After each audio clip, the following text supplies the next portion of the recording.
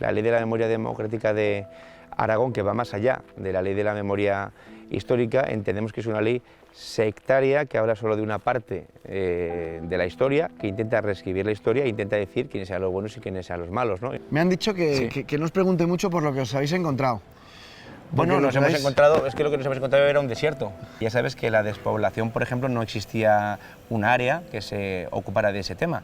Y nosotros, pues bueno, hemos creado ese área nueva para que se vea que sí que le damos importancia y que realmente, bueno, pues somos un partido que está pegado al territorio, pegado al campo y pegado en fin, a la gente de la calle. Dicen que no existe la ocupación. No existe la ocupación. Vamos ahora al barrio de San Pablo, verás las casas que hay ocupadas. ¿Y la legislación a quién favorece en este país? Al que ocupa. Esto es exagerado, o sea, se pierden cientos de miles, millones, se pierden miles, 1.000 millones de euros. Perfectamente posible en toda España. ¿Y esto por qué es? Porque el ayuntamiento no tiene la capacidad de pedir un dinero que le corresponde. El ayuntamiento podría presentar algún proyecto que podría ser financiado a cargo de esos fondos si no lo puede hacer. Si dices, voy andando, igual se me cae el castillo, igual se me cae esta casa y no tengo internet, no puedo trabajar. Ese es el gran problema que tenemos. Yo creo que no en este pueblo, en la gran mayoría de pueblos.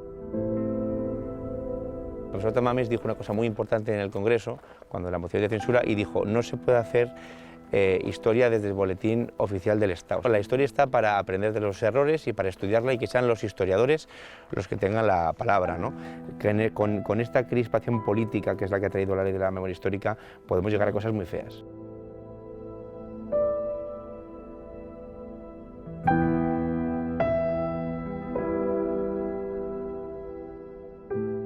Estamos en Aragón y os vamos a demostrar cómo se pueden revertir las políticas de la izquierda. Se puede luchar contra la España vaciada recuperando cientos de miles de millones que las administraciones habían dejado pasar. También hay oficinas que se dedican a cuidar a las víctimas de la ocupación y cómo luchar en contra de la memoria histórica y el guerracivilismo con ejemplos que se pueden ver en el día a día aquí en Belchite. Recorremos Teruel, Huesca, Zaragoza, hoy Aragón muestra cómo se pueden revertir las políticas ineficaces de la izquierda.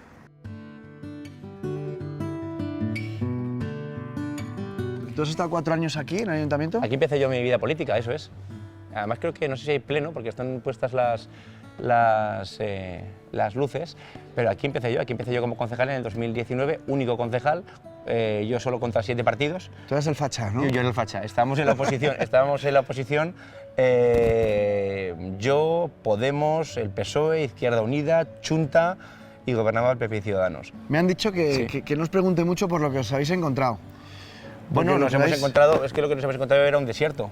Por ejemplo, nosotros cuando hemos hecho, además viene bien hablar de desiertos aquí en Aragón. Ya sabes que la despoblación, por ejemplo, no existía un área que se ocupara de ese tema.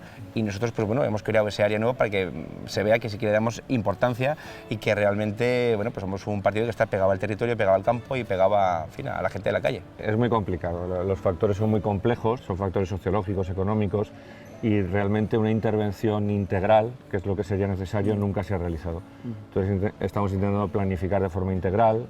Hemos aumentado el presupuesto, por ejemplo, de un pequeño fondo de cohesión que había de 3 millones a 19 millones, lo hemos multiplicado por 6.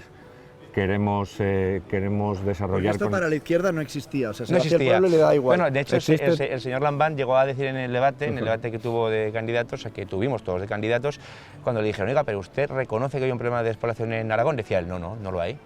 No lo hay. Es increíble, o sea, piensa que... Claro, cuando lo niegas no existe. El 60%, más del 60% de la gente de Aragón vive en Zaragoza, capital. El resto es un desierto. ¿Y cómo se soluciona eso? Porque el dinero irá destinado a que haya redes sociales, Desde luego, como no se soluciona, es como se venía haciendo. Es decir, simplemente hablando de las políticas de despoblación y no llevando a cabo ninguna acción eficaz ni integrada. Lo que queremos hacer es planificar de forma integral. Queremos asistir y dar apoyo de una manera mucho más potente a los municipios con el Fondo de Cohesión.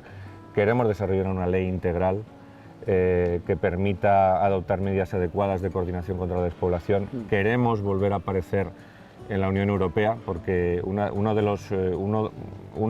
las claves del abandono, porque se puede hablar de abandono de las políticas de la despoblación, era, por ejemplo, el corte de relaciones con Bruselas, en donde hay evidentemente muchas posibilidades de realizar políticas y de obtener fondos para la despoblación, Y bueno, se trata de intentar hacer en esta legislatura lo que no se ha hecho en muchísimos años, pero lo vamos a intentar. El problema es complejo y las medidas tienen que ser integrales, es decir, hace falta comunicaciones, servicios sociales, vivienda, hace falta un sostén económico para que la gente se quiera instalar en los pueblos. Y evidentemente hay que adoptar un conjunto de medidas que es muy complejo. Nosotros ya vamos en esa línea, como decía el vicepresidente, en el Fondo de Cohesión, que se ocupaba solo de unas modestas actuaciones en materia de vivienda rural, pues ha multiplicado sus líneas hasta 22, que abarcan seguridad, cooperación incluso en capacidades administrativas con los ayuntamientos, también vivienda en muchos sentidos, multiservicios rurales, comedores vecinales, es decir, intentamos ya... que el multiservicios, perdona Juanma, el multiservicios es, digamos, un establecimiento en el que hay tienda, en el que hay wifi, en el que hay locutorio, sí, en el que hay productos de primera necesidad, es decir, que es muy amplio, ¿no? Y hay pueblos que no tienen ni siquiera eso, ¿no? Cada vez hay más robos de maquinaria agrícola. Tú piensas, que aquí hay muchos pueblos que por la noche cierran, es decir, porque no hay gente, es decir, quedan 25 señores mayores y tienen que llevárselos, se van con los hijos a la capital y roban pues la maquinaria agrícola, que es carísima, del tractor, en fin, de todo tipo de cosas, ¿no? Entonces, estamos pensando hasta un sistema de vigilancia con drones, es decir, con guardias jurados que se den vueltas por los pueblos por las noches, es decir, para la seguridad, como digo, ¿no? Como esto sigue así, hay pueblos que están muriendo. La ciudad de Albarracín, que es preciosa, es un desierto. No sé cuál es el ratio, pero es pequeñísimo el ratio que hay por habitante. Podemos encontrar densidades por debajo de 2 habitantes por kilómetro cuadrado. Es decir, la vida humana está desapareciendo en... La vida humana, la especie humana se podría decir que se está extinguiendo en zonas amplísimas del territorio aragonés. Hay despoblación, no, esto es el ejemplo, ¿no? Estamos en Villel. Este es uno de los muchos ejemplos y además aquí tú ten en cuenta que estamos en un pueblo que está relativamente cerca de la capital, está a unos pocos kilómetros, ¿no? Pero fíjate que en los últimos 30 años, desde el 90 hasta ahora, se ha perdido la cuarta parte de la población de Villel. Es decir, Villel tenía 420 personas en 1990 y ahora tiene 320 y esto sigue. Y eso que, como digo, es un pueblo que está relativamente cerca de la capital. Imaginemos... Si de 400 habitantes se han perdido 100, claro, y esto, la tendencia no es que vaya mejor. Es a más. ¿Y revertir esto? Pues hay que hacer una batería de medidas amplísima, pero por ejemplo estamos haciendo una cosa importante, ¿no?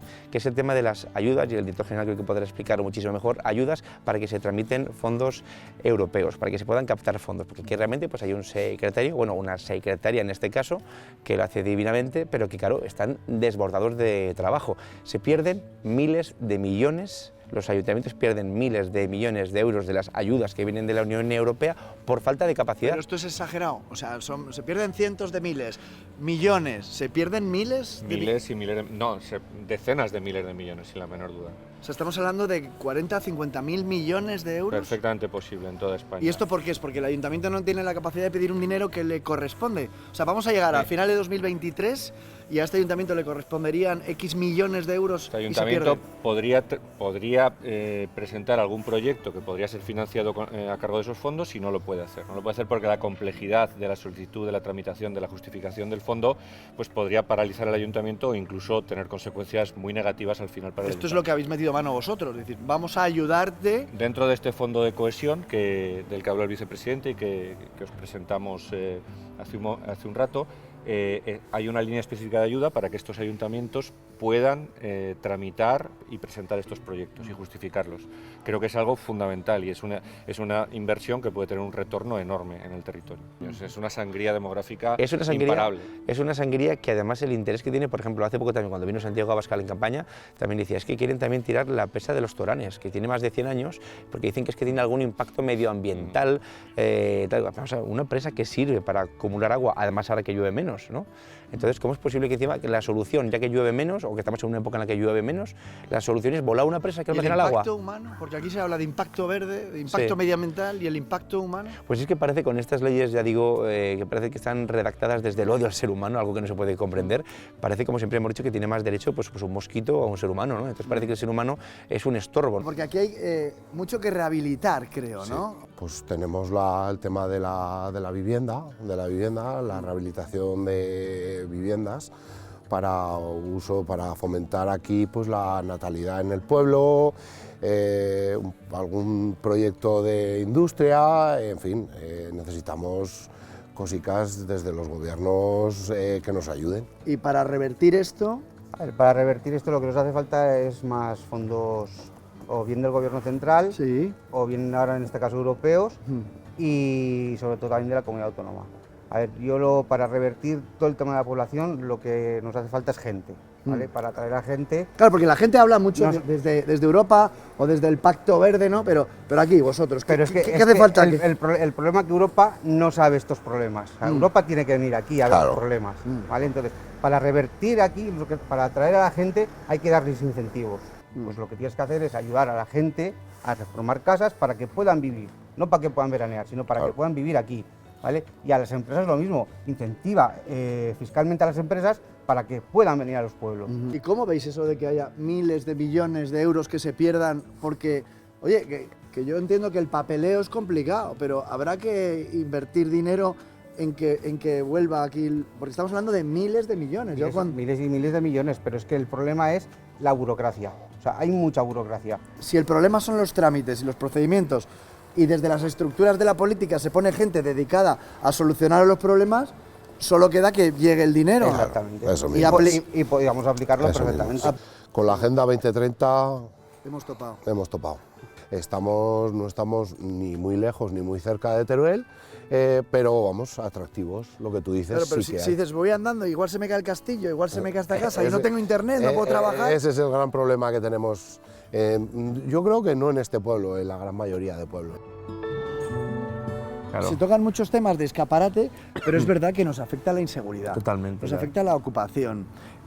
Nos afectan incluso la territorialidad, ¿no? Porque aquí desde la delegación de gobierno de Aragón están preocupados por la invasión de los territorios catalanes desde su lenguaje separatista, ¿no? Fíjate lo preocupados que estarán, que como es lógico, este gobierno que es del PSOE apoya la amnistía, apoyar la ley de amnistía, que está en el acuerdo, que ya no es una quimera, que ya no es un... Bueno, es que igual sales, que ya está claro que se va a aprobar la ley de amnistía. Y esto a Aragón nos repercute de manera muy negativa. Quiere decir que a partir de ahora nosotros vamos a ser ciudadanos de segunda.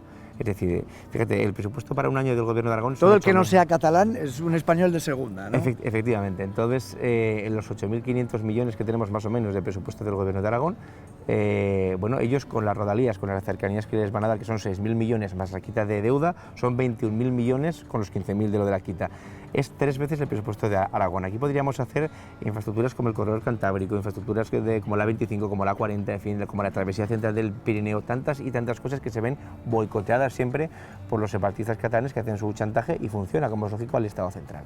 Entonces, evidentemente nos resignamos a eso y bueno, tenemos cuando el señor Quim Torra dijo hace poco que le pertenecía, bueno, que a Cataluña le pertenecía moralmente o históricamente también la parte de la franja de Aragón con Cataluña, bueno, pues nosotros reaccionamos inmediatamente y estamos aquí con Luis Loren, que es el director general de Desarrollo Territorial, y nos puede contar, bueno, pues cuáles son algunas de las acciones Luis, en todo caso sería la corona de Aragón, ¿no? Claro, la corona de Aragón, porque nunca ha existido la corona de Cataluña. O sea, los catalanes, como manipulan la historia, pues siempre han dicho la corona catalano-aragonesa, la corona aragonesa catalana, cuando Cataluña nunca ha sido un reino.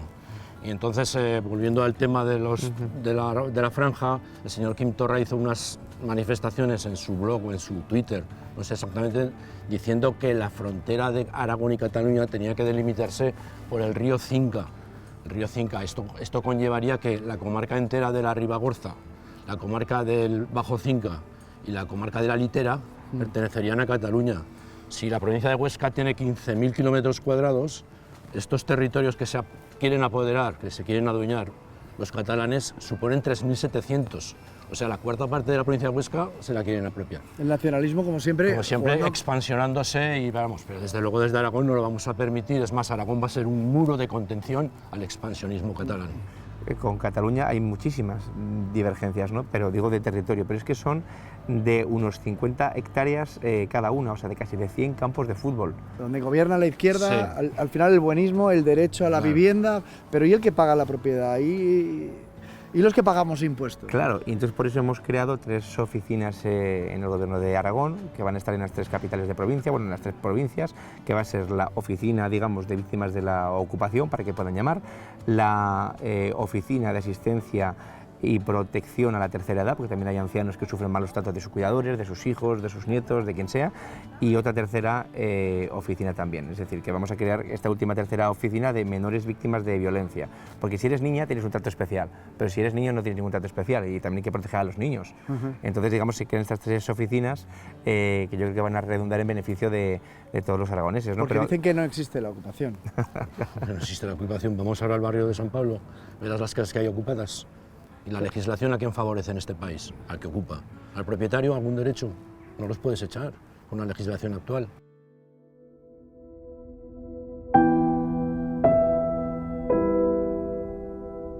Porque aquí es donde anunciasteis el final o el fin de la ley de memoria histórica, que al final es un poco de revanchismo, ¿no? bueno, nosotros lo anunciamos el lunes, el gobierno de PP y Vox, y lo que dijimos es que la ley de la memoria democrática de Aragón, que va más allá de la ley de la memoria histórica, entendemos que es una ley sectaria que habla solo de una parte de la historia, que intenta reescribir la historia e intenta decir quiénes sean los buenos y quiénes sean los malos, ¿no? Y nosotros estamos por la reconciliación, por la paz, que la reconciliación ya se dio en la transición española, y por tanto son los historiadores y la historia los que tienen que tener el papel, digamos, predominante en este asunto, ¿no? Es decir, el profesor Tamames dijo una cosa muy importante en el Congreso, cuando la moción de censura, y dijo, no se puede hacer historia desde el boletín oficial del Estado, o sea, no se puede legislar vía legis, decir, bueno, pues que entonces podemos legislar sobre Napoleón o podemos legislar sobre otro tipo de cosas, ¿no? La historia está para aprender de los errores y para estudiarla y que sean los historiadores los que tengan la palabra, ¿no? Y bueno, esto realmente, como puedes ver, es algo muy triste, ¿no? Este es el resultado de, bueno, pues de una guerra y como ya digo, el trabajo tiene que ser trabajos los que se hagan académicos. Alcalde, que digo yo que estábamos hablando de repoblación, estamos hablando de construir, ¿no? De crear, y al final las políticas de la izquierda nos llevan a esto, ¿no? Al guerracivilismo, y aquí unos dicen una cosa, alguien va a hablar de Paracuellos o de Belchite y ellos van a hablar de... Es el guerracivilismo, ¿no? Que parecía ya enterrado, ¿no? Bueno, la verdad que con todo el tema de la guerra civil, pues tema no falta. Sí, sí, claro, que cada uno... El discurso hay veces que es muy fácil por parte de unos y complicado si otros hablamos. Por eso en Belchite desde el primer día, desde el minuto cero, desde otras corporaciones ya anteriormente, se ha defendido la memoria de todos. Es decir, hay una cosa que hemos hablado, ¿no? Que es la superioridad moral de la izquierda. Es decir, ellos te dicen lo que tienes que pensar, ellos te dicen quiénes son los buenos, quiénes son los malos, hacia dónde tiene que ir la historia, hacia dónde fue la historia. Eso es peligrosísimo. Yo siempre digo que al final van a instaurar un ministerio de la verdad, ¿no? Donde ellos digan lo que es verdad y lo que es mentira, ¿no? Entonces, eso no se puede permitir y sobre todo, bueno, yo también quiero alabar la gestión que está haciendo el Ayuntamiento en el sentido de la conservación de todo esto, porque esto es historia y como digo, fíjate, el silencio de estas calles habla por sí solo, habla por sí solo.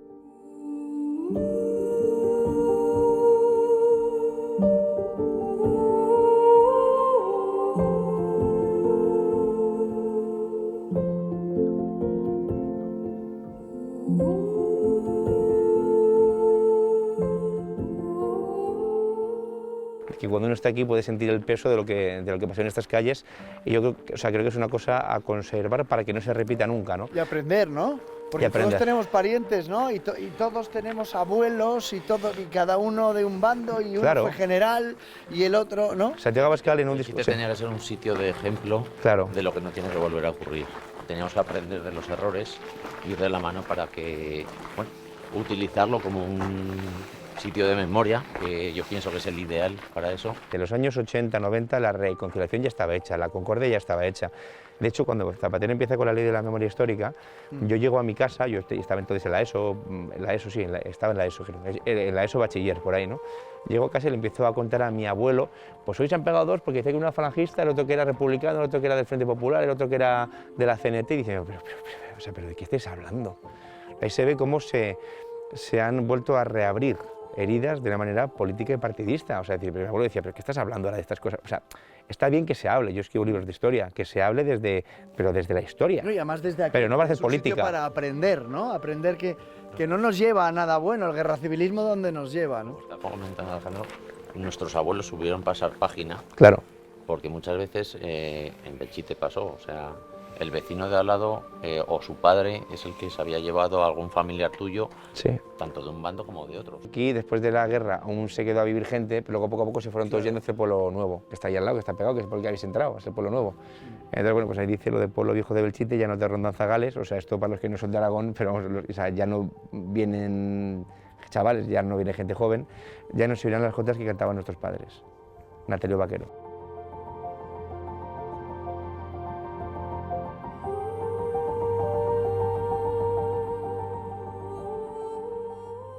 Es uno de los proyectiles, sí. Que es un mortero, ¿no? No, mortero es pequeño, es un de artillería, o sea, de una bomba de artillería, un opus de O artillería. sea, si eso estalla... No, porque lo sacaron... Sí, está desactivado. Bueno, si estaría reventaría por lo menos toda esa parte de la esquina. Reventaría. No, hombre, no todo, pero la parte esa sí que se haría un boquete enorme Y se caería. y podría haber riesgo de que se cayera lo demás, claro. Sí, sí, no, eso es... Sí, por suerte estas torres las hacían a conciencia en su día y soportaron, pero sí. Pero fue una batalla de 15 días, ¿no? De Sí, finales sí, de sí. agosto, septiembre. Eso es. Y 5.000 españoles murieron. Eso es.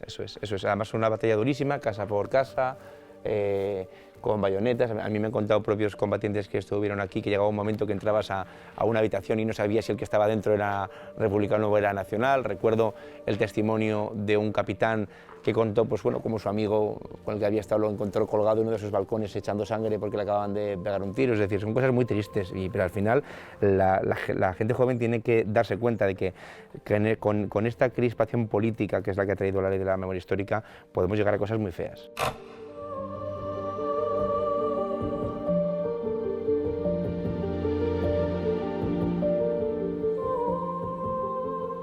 Gracias a todos los que nos veis de verdad de corazón, gracias. Y a los que nos preguntáis que cómo nos podéis ayudar, existe una plataforma que se llama patreon.com/kakeminuesa. Aquí tenéis un código QR en el que introduciros en esa plataforma y ayudarnos. A los que nos preguntáis que cómo nos podéis ayudar, desde 4 euros al mes podéis apoyarnos para que pues tengas tus reportajes independientes y libres y nos ayudes un poquito a seguir nuestro camino. Que Dios os bendiga y que Dios bendiga a España.